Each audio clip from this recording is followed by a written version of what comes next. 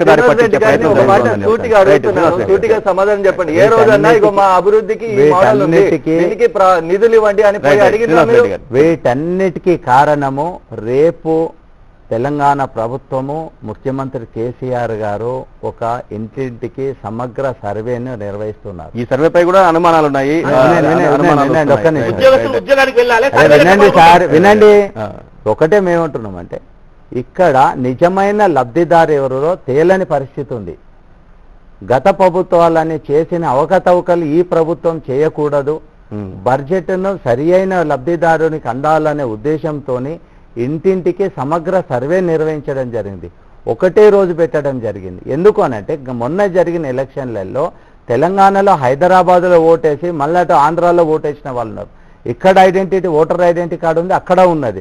ఎన్నో కూడా మన టీవీ ఛానల్లో చూపించడం జరిగింది. అందుకే మేము చెప్తున్నాం, పెన్ టీవీ చూస్తున్న ప్రేక్షకులందరికీ కూడా మేము ఒక విజ్ఞప్తి చేస్తూ ఉన్నాము.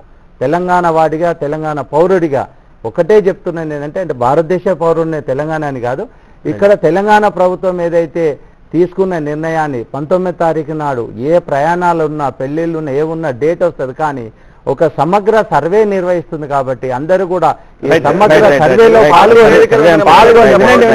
పార్టీ వేదిక కాదు, ప్రజలకు చెప్తా ఉన్నాం, నిర్వహించి అందరూ కూడా పాల్గొనాలని చెప్పి విజ్ఞప్తి చేస్తా ఉన్నాం అందరికీ.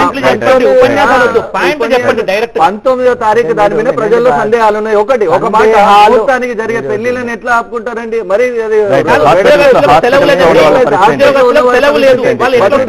వాళ్ళ పరిస్థితి దాడి చేయడానికే వచ్చినట్టున్నారు. ఎప్పుడు మీరు ఇప్పుడు ఏం చేయాలనేది ఆలోచన చేయండి. రెండు వైపులు కూర్చున్నారు కాబట్టి దాడిలా కనిపిస్తారు. ఒక నిర్ణయం తర్వాత మాట్లాడండి ఏం జరుగుతుంది అనేది. రిజల్ట్ వస్తుంది, ఏదో లాభం జరగదు వాళ్ళలో కూడా కాదు. రాష్ట్రాల